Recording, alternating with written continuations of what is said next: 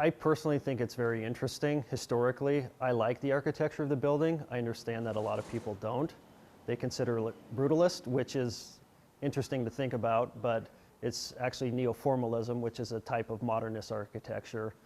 And it tells a story, just like anything else, right? The lack of ornamentation and going out and seeing the building at different times of day and seeing how the shadows reflect off the precast panels is an interesting part. It might be a little dry for some people, it might look boxy, but that's the interesting component of it being a subsection of the modernist architectures. Being in a former federal courthouse also, it's got really good bones, right? The structure of it is good, and then we have redundant services. So it's kind of, it's bifurcated in the fact that it's form and function. Facilities manager John Caterino is proud to show off the new Billings City Hall. We spent the morning talking about its architecture, functionality, and unique history. So one of the vestiges of being a building that was built during the Cold War is a panel like this. So we've got our air raid control for the sirens if anything did happen, which is pretty neat to still have a piece of history like that in the building.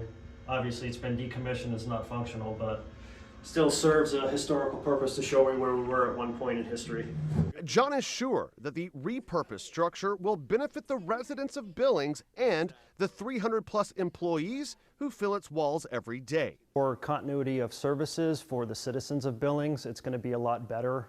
We as a entity will be able to provide better services to the citizens by having most of the departments within this building. So instead of having to pull a building permit at one building and then having to go to engineering down at another building and pull a permit, now they're right down the hallway from each other. Since the city took ownership of 316 North 26th Street back in 2021, an incredible amount of work has gone into making it a place of productivity and beauty.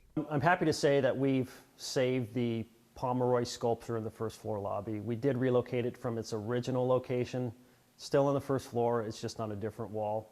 And that really helped to tie together the decision that we made to cut a hole in the second floor and create a gallery space. So it's a focal point, it's a centerpiece for people to come and have discussions and experience the building as opposed to it just being this large civic dry space. John hopes that others will appreciate the intricacies that make this building uniquely Billings. We were intentional with our design. Obviously there's limitations, budget being one of them, but we wanted to include elements from both the land and hardscape into the building, and we did that with things like mirroring the rims. So we've got the profile of the rims in sandstone behind the council dais, and we tried to bring in the color of ponderosa pines with the wood and the color on the chairs.